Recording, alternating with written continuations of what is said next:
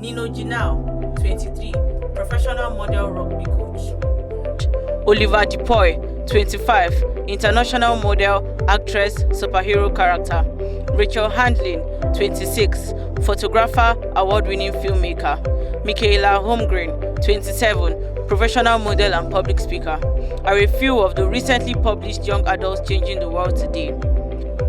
These individuals are people you and I will refer to as special needs persons because they are all diagnosed with Down syndrome, showing to us that in every person of disability, there is indeed a God-given ability.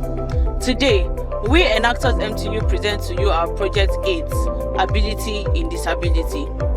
According to Wikipedia, 27 million of the Nigerians today have been found to live with one form of disability or the other, ranging from Down syndrome to autism to cerebral palsy, ADHD, etc. But the reality of the situation is that a lot of them are stigmatized and marginalized from virtually every sector of society. In the words of Olivia Sacks, neurologist, naturalist and author, he said, "I wish for a world that views disability, mental or physical, not as a hindrance, but as unique attributes that can be seen as powerful assets if given the right opportunities." Deborah Raw, a global disability inclusion strategist, also said, "The only disability is when people cannot see human potential." Our team, motivated by these words, strongly believe that in every person with special needs is a person with valuable talent or potential that will benefit mankind. In view of this, our team set out on a mission to address these individuals' imminent needs, including and integrating them into the community, enabling them to leverage their talents and skills to generate sustainable income. We located a special needs home with over 498 persons at Modope Co, Yaba, Lagos, and Patrick's Peace Center, Ikeja, Lagos. We also consulted the Engraced Ones and School of Grace, the school arm of the Engraced Ones, at Abuja. Meet Nancy.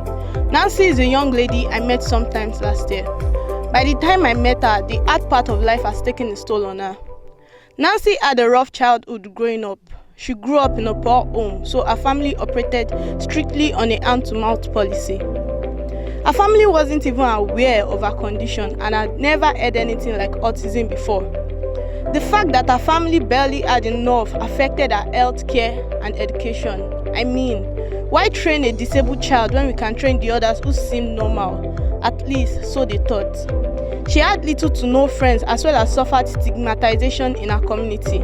She barely got by each day without a negative thing being said or done to her. This caused her to develop a low self-esteem as she could no longer approach people easily.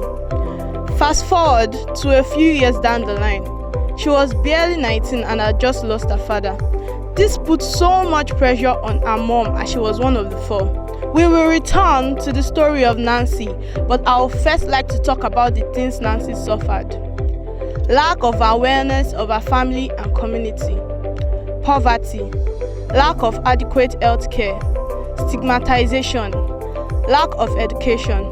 Schools did not want to admit her because other parents thought she would be bad for their children. And even if she was accepted, the school didn't have educational plans for her. Lack of employment community.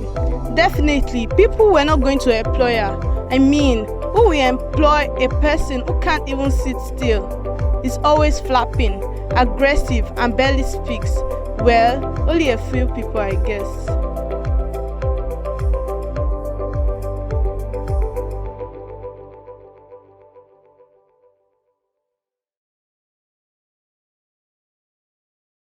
Strategy of impact. Our project is in two phases, the alpha stage and the beta stage. Now for the beta stage, we carry out sensitization and awareness. We are going to institute centers in these places where sensitization and awareness as well as assessments will be carried out. We presently are in collaboration with 3 special needs centers that provide us with information that we need and offer support for whatever we need. We also go for outreaches to create awareness. Also, we offer vocational trainings to these people as a means for them to generate income for themselves and their communities. We also have drawn up a special education plan to enable them fit into the school system, at least at their levels.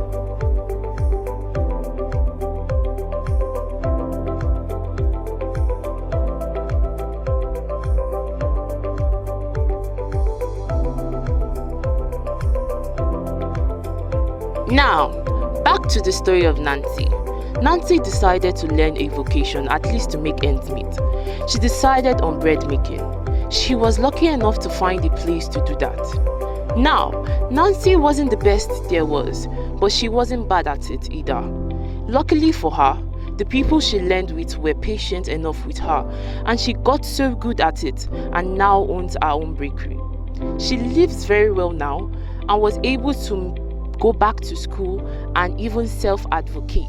All this was made possible because the school she went to was able to draw special education plans for her and actually put in effort to help her. The educational sector has to be very particular about helping these people and draw up special education plans that suit their various challenges. She was lucky enough to get access to good healthcare. The government should make provision for healthcare available to these people and place them under NHIS and should follow up their progress. Advocacy and awareness have to start up in full gear. Like we pointed out, Nancy now self-advocates. Awareness is the first step to progress. Vocational training is very essential. These people with proper help and guidance can come up with beautiful things. Most of the time, they are very good with hands, and least learning skills can give them income. Employment opportunities. Employment should be made available to these people, and they should be paid well. A report by Pan-African Creative Agency, Aiden and Newton Limited, has stated that the inclusion of women with disabilities in mining communities can help boost Nigeria's growing GDP, which is projected to increase by 23% in 2025.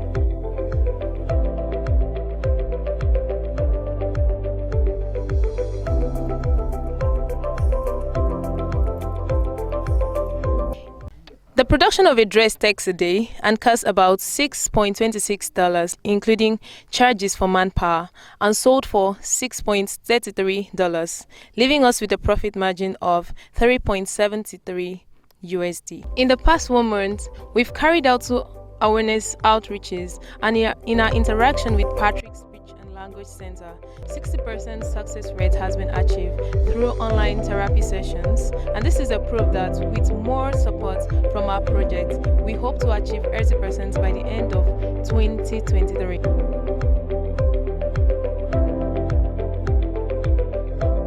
Ladies and gentlemen, I present to you AID, a platform under the Alpha Stage project.